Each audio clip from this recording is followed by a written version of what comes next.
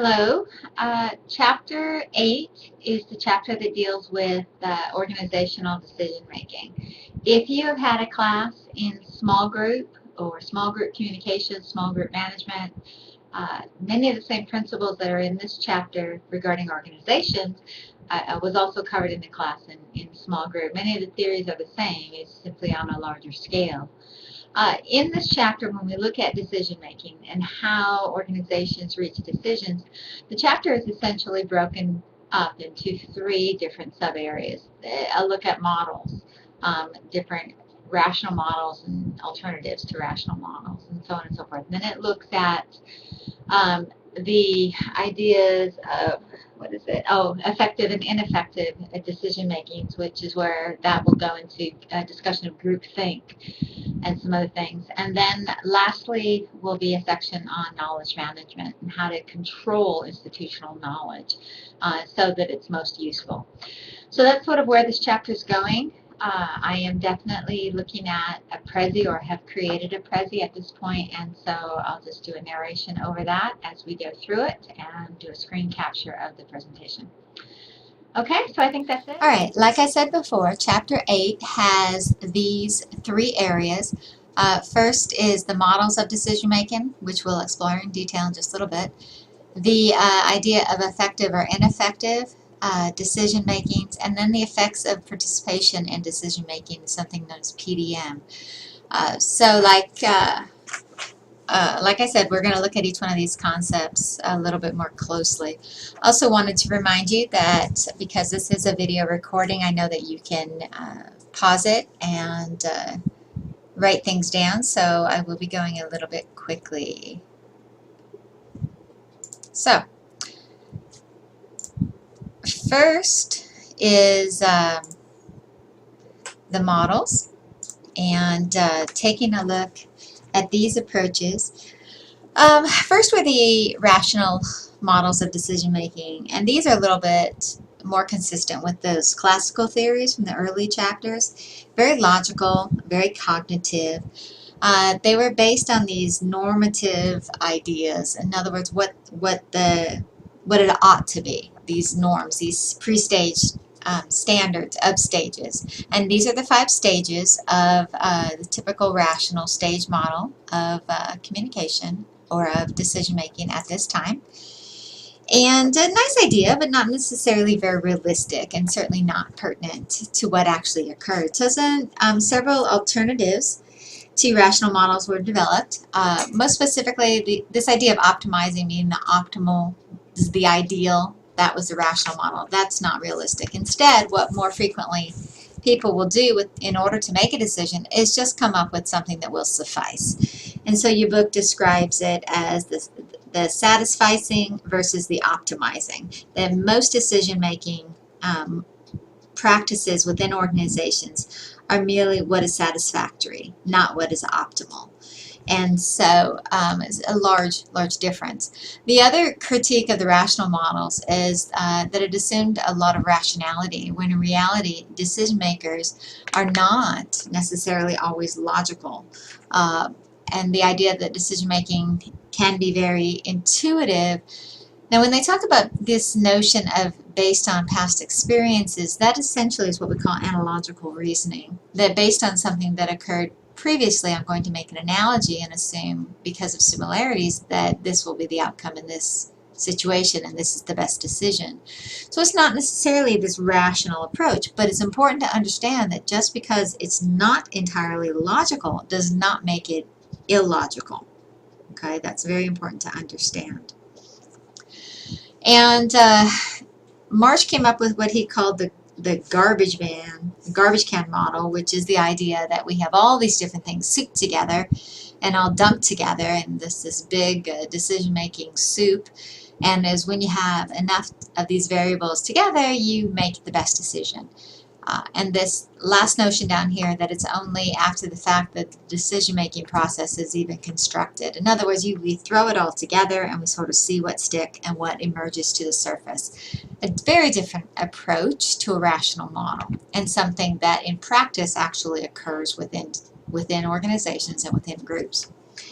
Then we have what are called descriptive models. And descriptive models are those that describe the idea of phases. And of course, we have Fisher's models and those particular stages. And you can go to the textbook for detail. The book also talks about the Poole's multiple sequence model, which had a variety of different decision paths that someone would make, and so on and so forth. Okay, so that's the models. So now let's take a look at some effective and ineffective small group decision making. And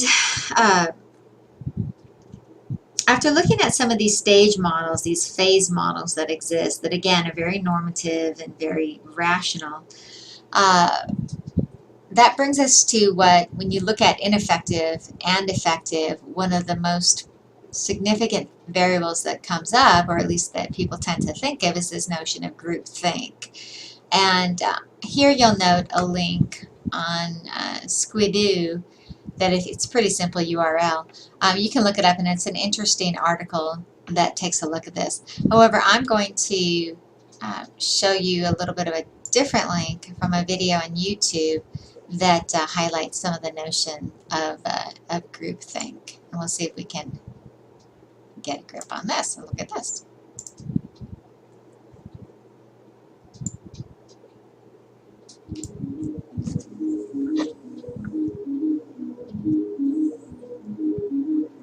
Yet another costly red faces all around space shuttle launch delay. Why do group decisions sometimes result in monumental error? What drives groups to make decisions against their better judgment? Using the story of the Space Shuttle Challenger, this video explores the phenomenon of groupthink, in which group members seek unanimous agreement despite their own individual doubts. Since Flight 17, we know something we didn't know before. The primary O-ring can fail completely. The shuttle has flown 19 times, and it's come back 19 times. Our job isn't to run around like Chicken Little hollering the sky is falling. It's to keep that shuttle flying. Dr. James K. Esser identifies the 8 symptoms of groupthink. When more of these symptoms are present, the likelihood is greater that groupthink has occurred, and therefore the probability is higher that any resulting decision will be unsuccessful, possibly even catastrophic. The Air Force estimates 29 degrees at launch tomorrow morning. We have no data on O-rings operating at temperatures this low. So determining if this extreme cold will affect the O-rings, and if it does, how much is critical. So our recommendation is not launching until the temperature is at least 53 degrees. It's my understanding that the solid rocket boosters are qualified by contract for operation between 40 and 90 degrees. Are the solids qualified at 40 degrees, or aren't they? What you're saying sounds like Morton Thiokol is establishing new launch commit criteria the night before a launch. Now, these solid rocket boosters have been operating under very definite specifications. You suddenly want to change them. At that rate, it could be spring before the shuttle would fly. My God, Thiokol, when do you want me to launch? Next April? Our charts may be inconclusive, our data insufficient, but everything we do have shows we'll be safe for launching at 53 degrees or above. That's clear. That's absolutely clear. It's time to make a decision. Bob, take off your engineer's hat and put on your management hat.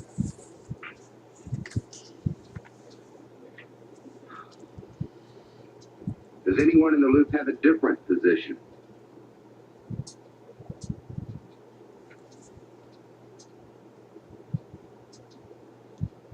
Even though we had some concerns about the low temperatures, we now recommend proceeding with the launch.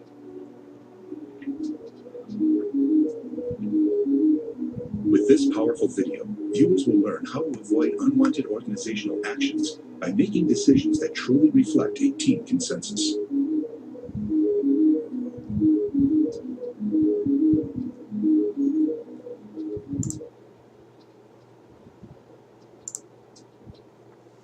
Okay, now I know that in the last week you looked at the specific examples of the shuttle disasters in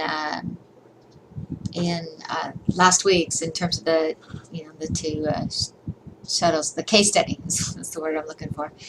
In that little video there, which is of course an advertisement for a longer video, that particular YouTube video illustrates a couple of the classic characteristics of groupthink. One of which is this idea of unanimity and this pressure and the idea of self-censorship and all these variables that show up in Genesis' model. And there are 4 classic characteristics of groupthink. I don't have that written down here. They're clearly laid out in the book with the discussion from last week. That little video, I think it should be pretty clear what groupthink is. And it's something very real and something very dangerous. The other, in terms of ineffective decision making, the idea of extreme decisions, there's a tendency oftentimes in a group to be more extreme than people would on an individual level. Why is that? And the idea that these low quality decisions can be a result from a lot of different variables.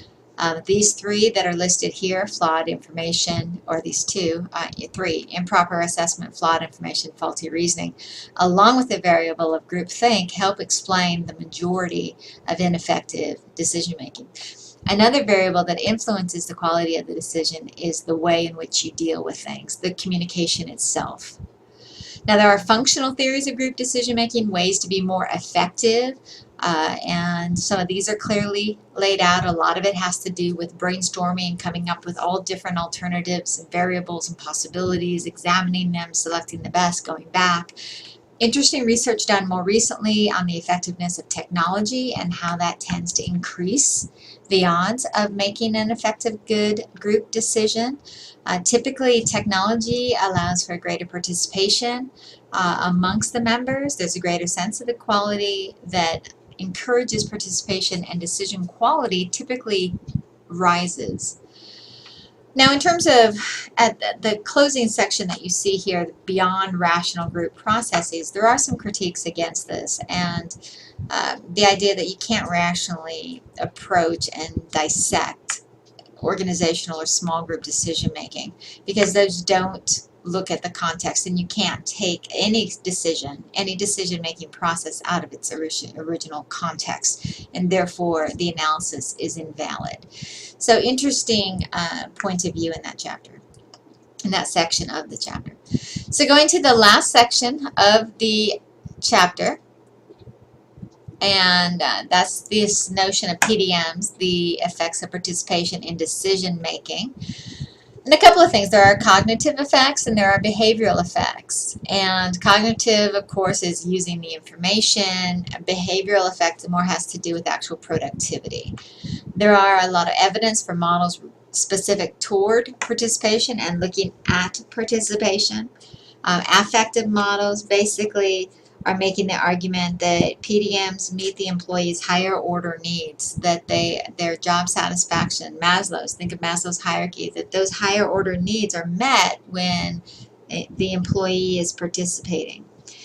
In terms of cognitive models, that's based on a lot of the human resources, human relations paradigm, and it argues that PDMs improve the upwards and downward flow of information, and so it's more about the knowledge, it's more about the information, as well as the emotions. Think of affective as emotion-based, cognitive as like cognition, so the knowledge.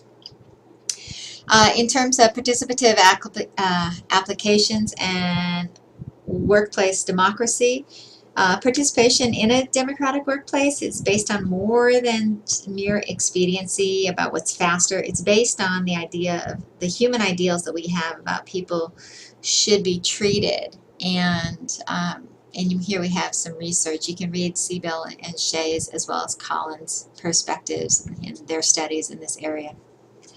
The last section in this particular part of the chapter is on knowledge management systems. And identifying and managing the intellectual assets of any organization become very important. It's the idea of converting this merely understood knowledge, the idea of tacit knowledge, and turning it into tangible, explicit knowledge. So basically, how do we codify this? How do we codify it to the point that some new person, intern that's hired, in 13 years from now is going to be able to apply the things that we are learning today organizationally. So interesting research about how you handle this basically intellectual asset. How do you deal with this? And last thing I'd like to sort of put your attention to is, again, there's a chart on page 157 of the textbook that sort of summarizes the idea of decision-making processes, how these all work, along with the approaches that we've already looked at, the classical, the human resources, systems, and so on and so forth. So you might want to look at that chart again on 157. So again, the whole goal of decision-making organizationally is always to get to the idea of the most effective decision. So that's it for this lecture, and good luck on the projects in the remaining part of the chapter, and have a terrific week.